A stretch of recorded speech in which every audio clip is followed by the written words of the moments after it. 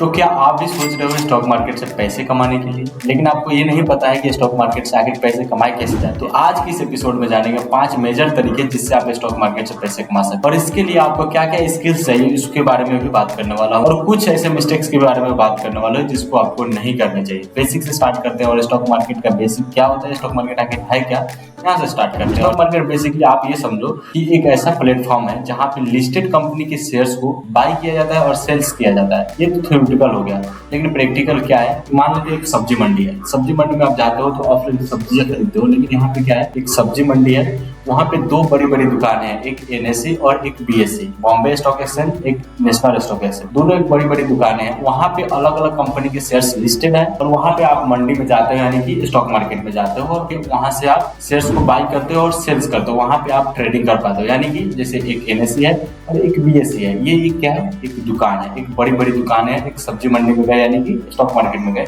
और दो बड़ी बड़ी दुकानें हैं, और यहाँ पे मल्टीपल कंपनी शेयर्स लिस्टेड है। मल्टीपल कंपनी लिस्टेड है, कोई इस दुकान पे भी है, कुछ इस दुकान पे भी है, और कुछ दोनों दुकानें पे अवेलेबल है। वहां पे आप जाते हो और आप बोलते हो कि मुझे टीसीएस का 1 शेयर चाहिए। वो मान लेते हैं ये 110 रुपए चल रहे हैं, अब 1 शेयर चाहिए। तो अगर वो किसी के पास है, अब वो बेचना चाह रहा है उस मंडी में आकर, स्टॉक मार्केट में आकर, मुझे 110 रुपए में उसको सेल करना है, और आपको 110 रुपए में चाहिए। जिस दुकान से आप बाय करना चाहते हैं, एक एनएसई होता है, एक बीएसई होता है। अगर आप बीएसई से बाय करना चाहते हैं, अगर वो बीएसई से सेल भी करना चाहता है, यानी कि उसके पास बीएसई के 5 से शेयर है, कि आप बोलेंगे कि मुझे 1 शेयर चाहिए टीसीएस का जो कि 110 रुपए का, और कोई वो सेल करना चाह रहा है 110 रुपए में ही। अब दोनों का म्यूचुअल वहाँ पे कनेक्शन होंगे। जैसे मान लीजिए आपका पैसा कटकर उसके डीमेट अकाउंट में चला जाएगा, और उनका जो शेयर्स होगा आपके डीमेट अकाउंट में आ जाएगा। अब यहाँ पे डीमेट अकाउंट क्या होता है? डीमेट अकाउंट को वॉलेट मान सकते हैं, इसको बैग मान सकते हैं। जैसे मान लीजिए आप स्कूल में जाते थे, उस टाइम क्या रखते थे आप? कॉपी रखते थे, बुक्स रखते थे, और पेन्स रखते थे। उसको कहाँ रखते थे आप? बैग में रखते थे, ताकि वो गुम ना हो। उसी तरीके से एक डीमेट अकाउंट होता है, यानी कि एक लेजर है, एक बैग है, जहाँ पे आपको डाटा को स्टोर किया जाता है। जैसे आपने बाय किया तो आपके घर पे वो कहीं लिखा नहीं रहेगा, वो एक जगह पे लिखा रहेगा, तो लेजर मान सकते। बेसिक समझ गए कि स्टॉक मार्केट एक ऐसा प्लेटफॉर्म है जहाँ पे लिस्टेड कंपनी के शेयर्स को बाय किया जाता है और सेल्स किया जाता है। इसका बेसिक और भी इन डेप्थ हो सकता है, लेकिन मैं बस एक एग्जांपल से समझाने की कोशिश करूँ। बाकी सारी चीज अगर आपको इन डिटेल में चाहिए आपको इस टॉपिक पे, तो आप नीचे कमेंट्स करो, मैं उस पर वीडियो बनाने की जरूर कोशिश करूंगा, और ये 1 घंटा से ज्यादा की क्लास हो जाएगा जो बेसिक स्टॉक मार्केट को मैं समझाने की कोशिश करूंगा। तो चलिए अगले सेगमेंट की तरफ बढ़ते हैं, और 5 ऐसे मेजर तरीकों को एक्सप्लेन करने की कोशिश करते हैं भैया, कि जिससे आप पैसे कमा सकते हैं। एक्चुअली में बहुत सारे तरीके हैं स्टॉक मार्केट से पैसे कमाने के लिए, बट मैं आपके साथ 5 ही ऐसे मेजर तरीके शेयर कर रहा हूँ जो कि अभी पॉपुलर है,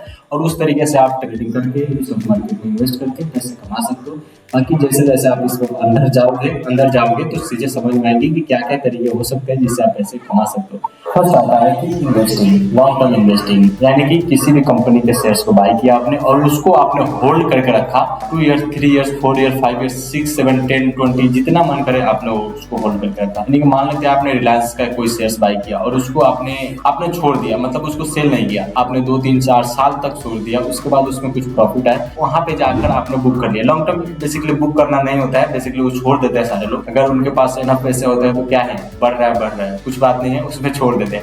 उस तरीके से होता है long term investing. Long term trading हो गया, वहां से बाय एंड सेल कर सकते हो, यानी कि आफ्टर 2, 3 इयर्स, 5 इयर्स जब भी आपको लगे इसमें अच्छे खासा प्रॉफिट मिल रहा है तो वहां से आप उस स्टॉक को सेल कर सकते हो। जैसे मैंने आपको बताया, जैसे एनएसई बीएसई के एग्जांपल देकर मैंने समझाया, उस तरीके से आप जाकर सेल कर सकते हो। इसको बोलते हैं लॉन्ग टर्म ट्रेडिंग या इन्वेस्टिंग बोल सकते हो। दूसरा number swing trading. Swing trading होता है एक शॉर्ट टर्म ट्रेडिंग होता है कि किसी भी स्टॉक को बाय किया आपने, स्टॉक यानी कि किसी भी कंपनी के शेयर्स को बाय किया आपने और उसको आपने होल्ड किया 1 सप्ताह 2 सप्ताह, आपको लगता है कि हाँ मुझे 5% प्रॉफिट मिलेगा तो मैं निकल जाऊंगा। लेकिन ये किस बेसिस पे होता है? जैसे स्विंग ट्रेडिंग करना स्टार्ट किए तो किसी भी तरीके से आपको टेक्निकल चार्ट देखना होता है। टेक्निकल चार्ट यानी क्या होता है? जो कैंडल अप एंड डाउन होता है उसको देख के ट्रेड किया जाता है कि हाँ यहाँ से ऊपर जा सकता है, 2-3 दिन में इतना ऊपर जा सकता है, उसके बेस पे आपको ट्रेड करना होता है। जैसे लॉन्ग टर्म ट्रेडिंग और इन्वेस्टिंग में क्या होता है कि आपको देखना होता है कि हाँ ये कंपनी कैसा है, उसका फाइनेंशियल कैसा है, उसका बिजनेस मैनेजमेंट कैसा है, उसका मार्केट क्या है, मतलब वो क्या करता है, उसका सेल्स देखना रहता है, क्वार्टरली रिजल्ट देखना रहता है, उसका बाकी सारी सारी चीजें देखना रहता है, बिजनेस को समझना रहता है, यानी कि फंडामेंटल को आपको जानना बहुत ज्यादा जरूरी हो जाता है अगर आप लॉन्ग टर्म ट्रेडिंग करना चाहते हो। अगर स्विंग ट्रेडिंग करना चाहते हो तो आपको ये सारी चीजें जानने की जरूरत नहीं है, बट अगर आपके पास ये नॉलेज है तो कोई बात नहीं है, आप अच्छी तरीके से आप इसको मास्टर कर सकते हो स्विंग ट्रेडिंग में। स्विंग ट्रेडिंग में बेसिकली क्या होता है, किसी भी स्टॉक को आपने बाय किया, आपको लगता है कि ये 2 दिन में 5% पर जा सकता है, किसी वजह से टेक्निकल एनालिसिस की वजह से, जैसे मान लीजिए कि एक सपोर्ट है, मान लीजिए यहाँ पे एक सपोर्ट है, ये चीजें नहीं समझ में आया आपको, आगे चीजें समझ में आएंगे, एकदम सिंपल में समझने की कोशिश करते हैं। मान लेते हैं कि आपने स्विंग ट्रेडिंग किया, आपको लगता है 2% 3 दिन में मिल जाएगा, मुझे और ऊपर जा सकता है, आपने उसको बाय किया, 2 से 3 दिन में आपको उतना जितना आपका टारगेट था उसको आपको मिल गया, अचीव हो गया, आप वहां से बाहर आ गए, इसको बोलते हैं स्विंग ट्रेडिंग। आगे चलते हैं, नेक्स्ट आता है इंट्राडे ट्रेडिंग। इंट्राडे ट्रेडिंग क्या होता है कि कोई भी मार्केट का हावर्स आप समझोगे, जैसे इंडियन स्टॉक मार्केट खुलता है 9:15 से लेकर 3:30 तक, और 9:15 के बाद कोई भी स्टॉक आपने बाय किया, 3:30 से पहले आपने उसको सेल किया, यानी पूरे दिन आपने होल्ड किया, जैसे मान लेते हैं टीसीएस का आपने शेयर्स बाय किया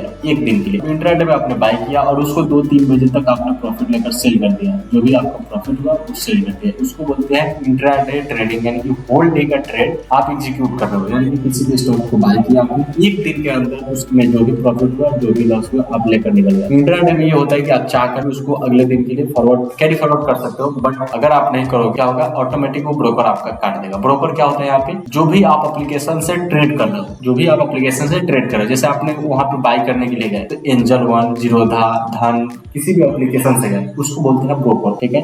इंट्राडे समझ गए। उसके बाद आता है फ्यूचर एंड ऑप्शन। ये फ्यूचर एंड ऑप्शन अभी के समय में बहुत ज्यादा पॉपुलर है, अभी आप सोशल मीडिया पे देखोगे सबसे ज्यादा इसी के चर्चे हैं, ताकि आपसे इन्फ्लुएंस हो पाओ और उनके जो ब्रोकरेज चार्जेस हो वो बन जाए, जो भी ब्रोकरेज उनके रेफरेंस हो वो बन पाए। कोई भी इन्फ्लुएंसर देखिएगा, Dhan, Zerodha, Angel One, Delta, Excel, वो सारी चीजें वो प्रमोट करते हैं, वहां पे दिखाते हैं कि उनके फोन में कितना प्रॉफिट हुआ और वो अपना लग्जरी लाइफस्टाइल दिखाते हैं। तो वहां पे बेसिकली आपको इन्फ्लुएंस किया जा रहा है कि आप ऑप्शंस ट्रेडिंग करो, फ्यूचर एंड ऑप्शंस करो। फ्यूचर एंड ऑप्शंस अभी के लिए बहुत ज्यादा ट्रेंड में है, बट यहाँ पे ध्यान देने वाली ये भी बात है, 93% के लोग अभी लॉसेस में है, तो इसको इतना ज्यादा मास्टरी करो तभी जाओ, मतलब यानी कि 6-7 महीने तक आपको पैसे नहीं मिलेंगे। अगर आप 20,000 30,000 कैपिटल से जा रहे हो तो आप वो सीखने में ही इन्वेस्ट हो जाएगा, आपका खत्म हो जाएगा। अगर आपके पास 20 से 30,000 कैपिटल है तो आप 6-7 महीने तक सीखोगे, उसमें आपके कैपिटल सारे वाइप आउट होंगे, उसके बाद ही आप जाकर एक प्रॉफिटेबल ट्रेडर बनने की सोच सकते हो। ये मैं नहीं बोल रहा हूँ कि आप प्रॉफिटेबल ट्रेडर बन जाओगे आफ्टर 6-7 मंथ, यहाँ पे प्रोबेबिलिटी हो जाती है कि आप सर्वाइव कर पाओगे, आगे चल पाओगे। तो ये सारी चीजें बहुत ही ज्यादा ये रिस्की होता है, ये बहुत ज्यादा स्ट्रेसफुल होता है, बहुत ज्यादा आपको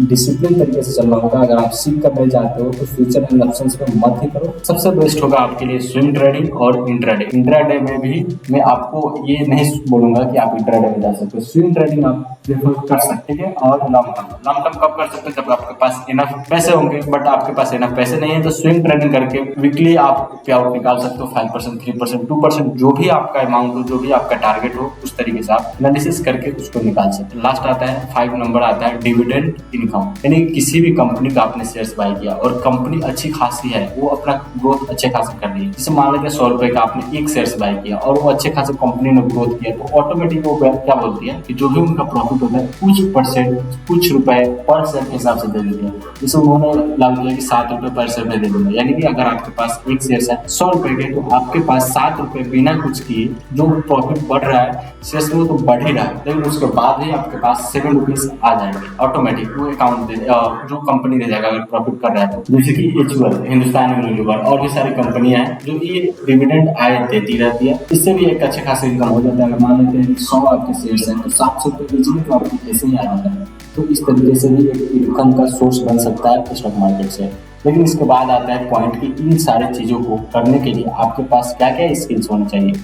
जैसे मान लेते हैं, जैसे मैंने आपको बताया कि आपको लॉन्ग टर्म ट्रेडिंग करना चाहिए, स्विंग ट्रेडिंग करना चाहिए, डिविडेंड आय से इनकम करना चाहिए, इंट्राडे करना चाहिए एंड फ्यूचर एंड ऑप्शंस करना चाहिए। ये पांचों मैंने आपको बताया, इसमें से आपको खुद से चूज करना है कि इसमें क्या क्या ड्रॉबैक है, क्या क्या प्रोस और कॉन्स है, वो सारी चीजें आपको डिस्कस करना है। बट मैं अगर आपको अपने हिसाब से आपको सजेशन दूं तो आपको जाना चाहिए स्विंग ट्रेडिंग में, ठीक है। उसके बाद आता है कि क्या क्या स्किल्स चाहिए आपको, क्या क्या स्किल्स नहीं होंगे। जैसे मान लीजिए पांचों मैंने आपको बताया, इसमें कुछ स्किल्स लगते हैं कि आपको फंडामेंटल एनालिसिस आना चाहिए। फंडामेंटल एनालिसिस में आ जाता है business analysis, management, debt, profit and loss, उसका क्वार्टरली रिजल्ट। मान लेते हैं कि कोई कंपनी है, जैसे मान लेते हैं मैं एक कंपनी रन कर रहा हूँ, मेरे कंपनी में आप इन्वेस्ट करना चाहोगे तो आप पहले क्या देखोगे, एक्चुअल में डिमांड क्या देखोगे, मैं क्या कर रहा हूँ, मैं कैसे प्रॉफिट कमा रहा हूँ, मेरा क्या स्ट्रैटेजी है, मेरे ऊपर कितना कर्ज है, मेरी कंपनी के ऊपर कितना कर्ज है, और क्या क्या मैं पैसे को कर रहा हूँ और कितना सेल्स कर पा रहा हूँ, और मेरा क्या स्ट्रैटेजी है, कहाँ तक मैं पहुंच रहा हूँ, ये सारी चीजें देखोगे तो ये होता है फंडामेंटल एनालिसिस। ये आपको आना चाहिए। ये सारे में से जो मैंने पांचों बताया उसमें से आप अगर ये सीख जाते हो तो आपको बहुत सारे तरीके बहुत ही आसान हो जाएंगे स्टॉक मार्केट। फंडामेंटल एनालिसिस, उसके बाद आता है टेक्निकल एनालिसिस। टेक्निकल एनालिसिस वो होते हैं जो कि आपको चार्ट दिखाई देते हैं, कैंडल